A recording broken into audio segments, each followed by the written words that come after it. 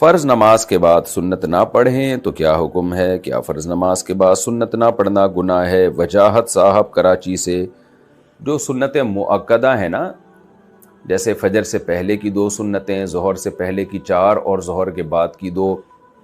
مغرب کے بعد کی 2، عشاء کے بعد کی 2، یہ سنتیں نہ پڑھنا، اسی طرح جمعے سے پہلے کی 4 اور جمعے کے بعد کی بھی 4،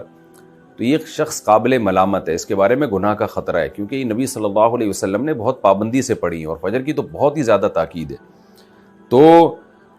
اس لیے ان سنتوں کا اہتمام کرنا چاہیے۔ تو قابل ملامت عمل وہی ہوتا ہے جس میں جو برا عمل کہلاتا ہے،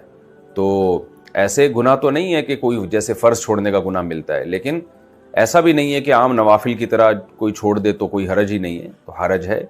کیونکہ نبی صلی اللہ علیہ وسلم نے جب بھی یہ فرائض پڑھے ہیں تو ان کے ساتھ یہ 2 رکعتیں ایڈ کی ہیں آپ صلی اللہ علیہ وسلم نے، جن کو سنت مؤکدہ کہا جاتا ہے،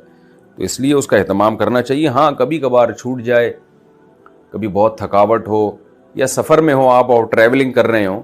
تو اس دوران اگر کبھی چھوٹ جائے تو گنجائش ہے، کوئی حرج نہیں ہے، لیکن فجر کی پھر بھی کوشش کریں کہ کسی صورت میں نہ چھوڑیں۔